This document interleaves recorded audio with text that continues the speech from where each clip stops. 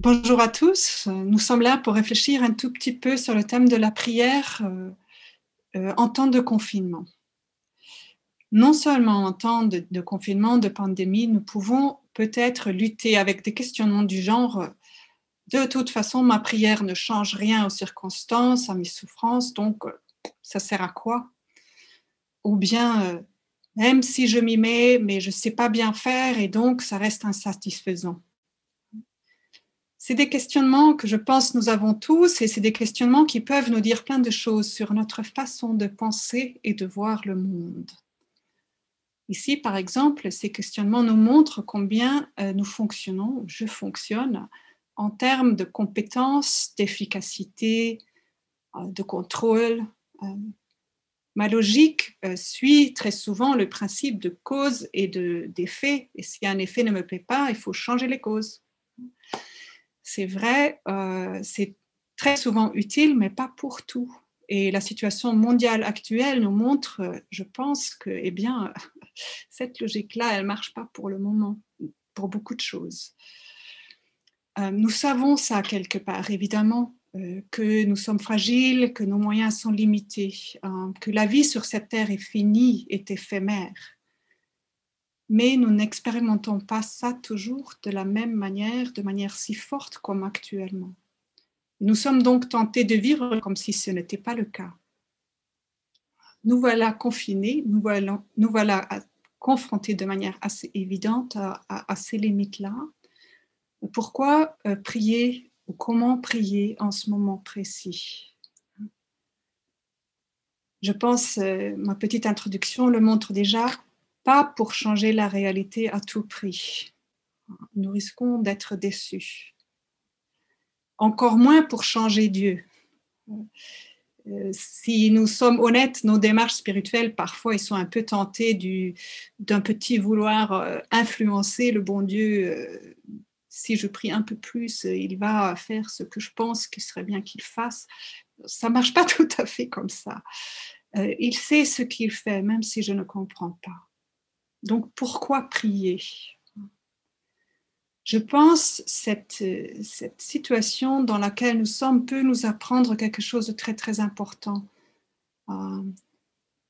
Prions, donnons-lui du temps pour lui permettre à lui de nous changer à nous.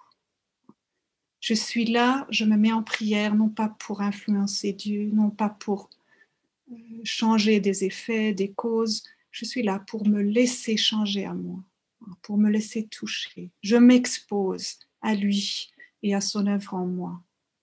Qu'il opère ce qu'il voudra. Je pense que ça peut être un peu la chose clé que nous pouvons apprendre pour notre vie d'ailleurs, tout court, mais dans notre vie de prière, surtout en ces moments-là.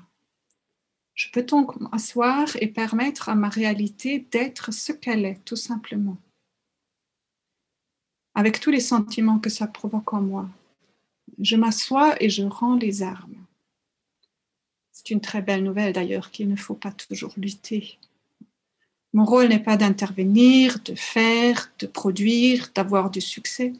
Mon rôle est de faire silence, d'accueillir, de percevoir celui qui est dans tout ce qui m'habite, dans tout ce qui m'entoure, dans toutes circonstances de ma vie. Créer un tout petit peu de temps, un peu d'espace pour que lui puisse se montrer à moi et qu'il puisse agir comme lui il le voudrait. Le bon Dieu, de toute façon, il agit comme il le voudrait, mais il a un air très poli, il est respectueux. Et si moi, je suis tout le temps en train de m'agiter et de vouloir faire, il va me laisser faire. Souvent, nous sommes comme des petits-enfants. Vous savez, il y a un moment où les enfants veulent à tout prix faire tout seuls parce qu'ils sont déjà un peu autonomes. Parfois, dans notre démarche spirituelle, on est un peu comme ça. Et le bon Dieu va le respecter. Mais si nous laissons un peu à lui la place, il va nous faire entrer dans cette école de douceur, d'écoute, d'accueil et de non-violence. Nous pouvons expérimenter une paix qui ne découle que du fait que nous essayons de lâcher prise. petit à petit, nous pouvons ainsi faire l'expérience de son amour qui transforme, de sa présence qui me rend libre, qui me met à ma juste place. Très brièvement, juste 5 points. Comment je peux prier comme ça en 10 minutes, 15 minutes? D'abord, je prends un tout petit temps pour me rendre présente. Surtout quand je viens d'un quotidien qui bouge, qui est bruyant, où il y a beaucoup de choses à faire. Pas si évident de faire silence tout d'un coup. Mon corps, ma réalité charnelle, incarnée, peut m'aider beaucoup en ça. J'applique mes sens. J'essaye de percevoir, d'écouter, de voir, de sentir par le toucher ce qui m'entoure, mon corps même. Mon corps, il est toujours là, ici dans le présent. Donc, il peut me ramener dans le présent. Ensuite, je tourne mon attention vers Dieu. Peut-être nous n'avons pas la possibilité d'aller à l'église, de participer à des liturgies, mais Dieu, il est avec moi. Il est là où je suis. Il habite en moi. Il habite dans mon appartement, chez moi. Il est là. Et donc, simplement, mon regard intérieur, je le tourne vers lui, dans la foi. J'essaye de le percevoir, de le regarder, de le sentir. Sentir par le toucher, je veux dire, ce n'est pas forcément un sentiment. Et je lui partage ce que j'aimerais lui partager. C'est le 3e point. Qu'est-ce qui bouge en moi? Quels sont les mouvements de mon âme? Quand je me mets en présence de Dieu, quand je fais silence, qu'est-ce que je perçois en mon monde intérieur?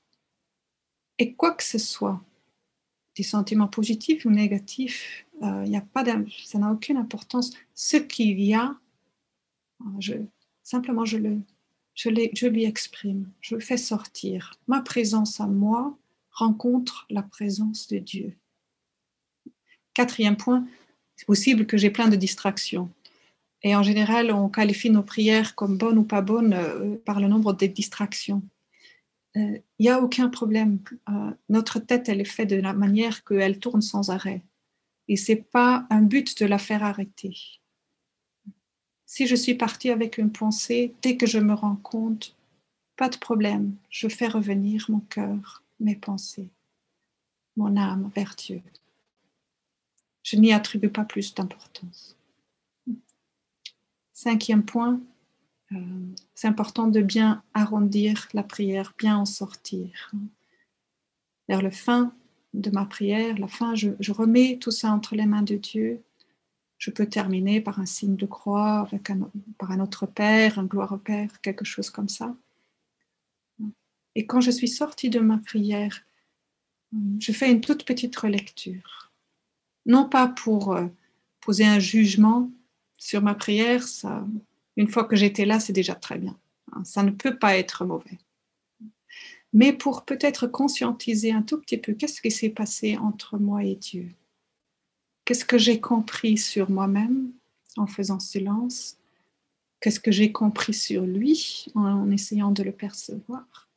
Et entre nous deux, qu'est-ce qui s'est passé?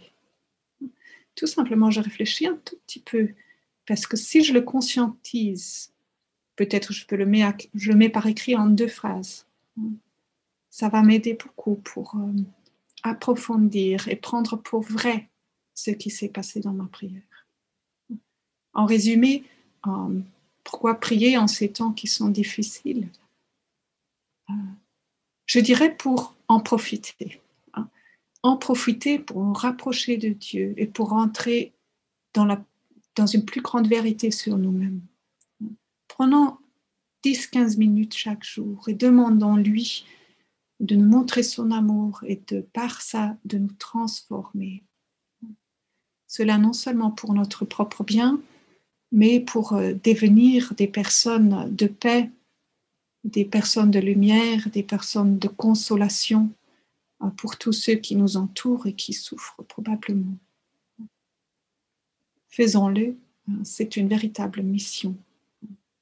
Nous serons bénis et beaucoup autour de nous seront bénis. Bonne prière.